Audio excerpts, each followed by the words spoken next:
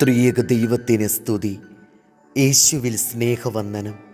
യഹൂദ മതത്തിലെ ഹസഡിക് പാരമ്പര്യത്തിൽപ്പെട്ട ഏലിയാസർ പ്രസിദ്ധനായ റബ്ബിയായി അറിയപ്പെടുന്നതിന് മുൻപ് ഒരു അറവുശാലയിൽ ജോലി ചെയ്യുകയായിരുന്നു. യഹൂദ മതാചാരം അനുസരിച്ചായിരുന്നു അപ്പോൾ മൃഗങ്ങളെ അറവ് ചെയ്തിരുന്നത്. ഒരിക്കൽ ഒരു യഹൂദ നേതാവ് തൻ്റെ മതാചാരമനുസരിച്ച് ഒരു കോഴിയെ അറവ് ചെയ്യാൻ വേണ്ടി ഒരു വേലക്കാരനെ അറവുശാലയിലേക്ക് അയച്ചു. എന്നാൽ കുറേ സമയം കഴിഞ്ഞപ്പോൾ ആ വേലക്കാരൻ ജീവനുള്ള കോഴിയുമായിട്ടാണ് മടങ്ങിയെത്തിയത്. എന്തുകൊണ്ടാണ് കോഴിയെ കൊല്ലാതെ മടക്കിക്കൊണ്ടുവന്നതെന്ന് ചോദിച്ചപ്പോൾ വേലക്കാരൻ പറഞ്ഞു, ഏലിയാസർ എന്ന ആളായിരുന്നു അവിടെ മൃഗങ്ങളെ കൊന്നിരുന്നത്. എന്നാൽ അയാൾ സ്ഥലം മാറിപ്പോയി. അതുകൊണ്ടെന്താ അവിടെ വേറെ അറവുകാരില്ലായിരുന്നു? അവരെക്കൊണ്ട് കോഴിയെ കൊല്ലിപ്പിക്കാൻ പാടില്ലായിരുന്നു.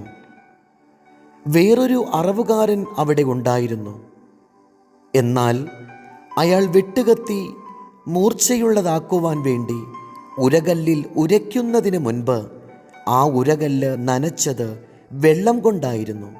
എന്നാൽ ഏലിയാസറാകട്ടെ തൻ്റെ കണ്ണീര് കൊണ്ടായിരുന്നു ഉരകല്ല് എപ്പോഴും നനച്ചിരുന്നത്.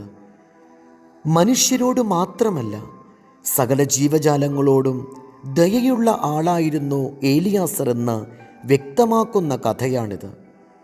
യഹൂദ മതാചാരമനുസരിച്ച് പ്രാർത്ഥന ചൊല്ലിയാണ് മൃഗങ്ങളെ കശാപ്പ് ചെയ്യേണ്ടത്. ആ പ്രാർത്ഥനയ്ക്കിടയിലും കൊല്ലപ്പെടുവാൻ പോകുന്ന മൃഗത്തിൻ്റെ വേദന ഏലിയാസർ കണ്ടു. അങ്ങനെയാണ് അദ്ദേഹത്തിൻ്റെ കണ്ണ് നിറഞ്ഞൊഴുകുവാൻ ഇടയായത്.